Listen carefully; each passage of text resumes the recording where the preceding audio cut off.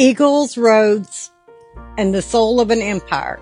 A long look at Rome, the origins, struggle, spiritual crisis, and what it teaches the world today. Hey remnant, listeners, historians, seekers, and citizens of whatever nation you call home. Tonight we stand at the crossroads of two great enterprises, memory and meaning. We will travel not merely across the hills and rivers of the Roman world, but through its institutions, triumphs, wounds, and spiritual reckonings. We will ask a harder question still. What do Rome's lessons, birthed in the mud of the Tiber and sealed with the marble and blood, tell us about our present age? Who wears Rome's mantle now, if anyone? And how should the church, the citizen, and the moral imagination respond? This is not a lecture of dates alone. It's a long, searching speech about character, of nations, of peoples, and of souls. Part 1. A story of origins, myth, and early reality. Rome's story begins, as many great national stories do, in myth, in legend, and in practical happenstance. The twin infants, Romulus and Remus, suckled by a she-wolf, mark the language of foundation myths. Contested birth, violence, and the creation of a city wife of necessity and force. Yet beneath the myth, there lies archaeology and common sense. Rome did not rise in a day, nor from nowhere. It emerged from small settlements on the Palatine and surrounding hills, coalescing through kinship networks, trade along the Tiber, a strategic position between inland hill tribes and the Trajan of sea routes. Key elements of these early centuries. The monarchy, from 753 to 509 BCE. Rome was ruled by kings of mixed Latin, Sabine, and Etruscan affiliation. Political forms learned from neighbors. The Etruscans' urbanism and engineering, and the Latins' clan systems. The social formation, patrician families claiming sacred ancestry, and plebeians gradually asserting rights. Ancient Rome's early life is a story of social conflict and negotiated settlement that will animate Rome's politics for centuries.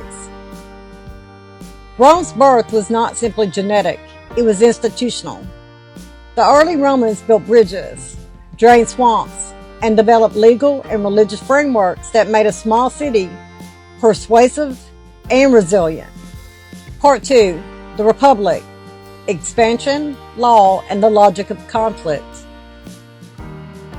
The overthrow of the monarchy in 509 BCE and the founding of the Republic introduced a new grammar of power. Elections among the elite, a mixed constitution of council, senate, popular assemblies, and the idea, however imperfectly realized, that public office carried duties as well as honors. The institutions and tensions. In the Senate, informal but supreme in many aspects, a council of the aristocratic families that guided foreign policy and finance. In the popular assemblies and magistrates, there were channels for plebeian participation. Tribunes of the plebes emerged as counterweights. Wars and expansion.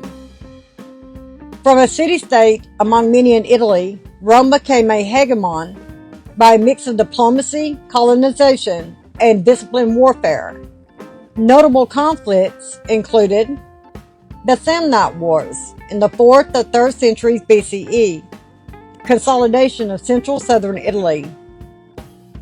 The Pirate Wars, 280 to 275 BCE, early confrontation with Greek-ruled cities and Hellenistic kings. The Punic Wars, 264 to 146 BCE, Rome's clash with Carthage, the Second Punic War, 218 to 201 BCE. Showcase Hannibal's genius. Battles like Cannae, 216 BCE, humbled Rome. Yet Rome's strategic depth and determination ultimately turned the tide through grain, manpower, and naval power. The destruction of Carthage after the Third Punic War left Rome dominant in the Western Mediterranean. Internal strains. The expansion produced wealth and slaves, but also inequality and social stress. The concentration of land in the hands of the elites. The decline of the yeoman farmer. The growth of the urban proletariat and the erosion of veteran livelihoods. This era produced Rome's greatest political dramas. Reformers like the Gracchi brothers, who sought land reform and were killed. Populist generals who used armies as political tools. And a constitutional breakdown that made civil war an instrument of change. Part 3. From Caesar to Augustus. The end of the Republic and the birth of an empire. Julius Caesar's conquest of Gaul and his entry into Rome precipitated the end of Republican politics as traditionally practiced. Caesar's assassination in 44 BCE failed to restore the old order. Instead, a series of civil wars concluded with Augustus, formerly Octavian, consolidating power and inaugurating the Principate 27 BCE. Augustus presented himself as a restorative figure, a restorer of the Republic. While holding the real instruments of power, military command, control of finances, and title granting, Rome entered a new age, Pax Romana, roughly 2 centuries of relative peace, stability, and economic integration across the Mediterranean and into Britannia and the Near East. Legal and administrative reforms, making bureaucrats a profession, roads, tax systems, and urban planning. Cultural flourishing, writers like Virgil, Horace, and Ovid articulated a Roman identity and literary project that supported Augustan ideology. Yet empires carried costs, imperial cults, centralization of power, and eventual dependence on dynastic succession, an unstable method for handing off the highest authority. Part 4. The imperial apex and its discontents. Rome's empire stretched from Hispania and Britannia to the Euphrates. It integrated diverse peoples through local autonomy, Roman law, and economic ties. Their infrastructure, the roads, the aqueducts, ports, and cities, bound the empire materially. Romanization. Elites in provinces adopted Roman ways. Military discipline. Legions were the backbone, but recruitment practices and the strain of defending long frontiers were persistent challenges. Yet beneath the surface of material achievement lurked chronic problems. Economic stress, heavy taxation, inflation in later centuries, reliance on slave labor that suppressed technological incentive, and regional disparities. The social fragmentation, the urban poor, the disenfranchised veterans, and the erosion of civic virtue criticized by Roman moralists. The religious plurality, which means the religious idolatry. The empire contained traditional Roman religion, mysterious cults of Isis and Mithras, Judaism, and the rising movement of Christianity. Religious pluralism both enriched and unsettled public life. At times, the state demanded conformity via the imperial cult. At times, it tolerated diversity. And we know from the fact, idolatry always brings a nation down. In part 5, the spiritual issues, the religion, identity, and the soul of Rome. Roman spiritual life cannot be separated from its politics. Religion in Rome began as a set of civic rites, auspices, churches, sacrifices, rituals, and ceremonies meant to secure the god's favor for the state. From there, it diversified. Polytheism and public religion. State religion tied the health of the public to correct ritual. But as Rome absorbed new peoples, foreign gods arrived. Mystery religions promised personal salvation and emotional engagement that traditional Roman rites often lacked. The Judaism and Christianity part of that. Judaism presented a monotheistic challenge, tolerated largely because of ancient treaties and its internal cohesion. Yet eruptions like the Jewish revolts in 66 to 73 CE, 132 to 135 CE, led to the repression and suffering. Christianity began as a minority faith with countercultural ethics, refusal of certain social rights, radical views of wealth, and the allegiance to Christ above emperor. Early persecution, sporadic, not total until later, produced martyrs whose witnesses strengthened the movement. By the early 4th century, Constantine's conversion and the Edict of Milan, 313 CE, shifted Christianity from outlaw to partner, and eventually the state faith under Theodosius I, 380 CE. That transition deeply reshaped Roman spiritual life and the church's relationship to power. The moral critiques and decadence. The Roman moralists, Cicero, Seneca, Tacitus, and Juvenal, frequently deplored luxury, vice, and the erosion of traditional virtues. Whether moral decline caused Rome's fall is debated among historians, but the perception of decadence mattered. Elites feared corruption, and many sought remedies in philosophical aestheticism or religious reform. Part 6, the long decline. Complex causes, not a single villain. When we speak of Rome's fall, we must be careful. The Western Roman Empire, centered on Roman Italy, collapsed in 476 CE with Romulus Augustus' deposition. But the Eastern Roman Empire, the Byzantines, endured for another 1,000 years. The decline of the West was a multifactorial process. Political fragmentation and weak succession, civil wars, usurpations, and the rise of military strongmen. The economic contractions, the agricultural declines in parts of the West, the loss of tax base, and the currency debasement. Military pressures, the barbarian migrations and invasions, the Goths, Vandals, Huns, and Franks, that exploited weakness and in many cases were invited as allied troops that settled on Roman land. The public health and demographic changes, the plagues that reduced manpower and the urban population shrank, the administrative and cultural shifts of Latin West losing certain institutions, local powers, the bishops, the landowners assumed roles once held by Rome.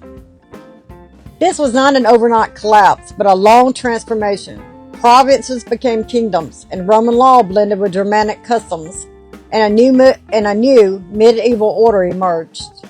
Part 7, Rome's enduring legacy.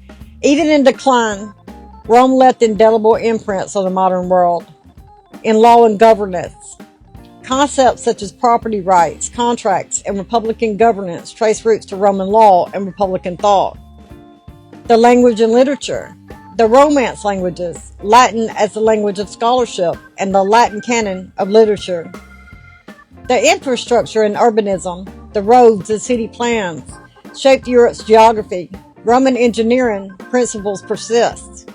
Christianity, the institutional church theology and structures developed in the Roman milieu. The civic concepts, the notions of citizenship and civic duty, were formed and contested in Rome's political life. Part 8, applying Rome to today.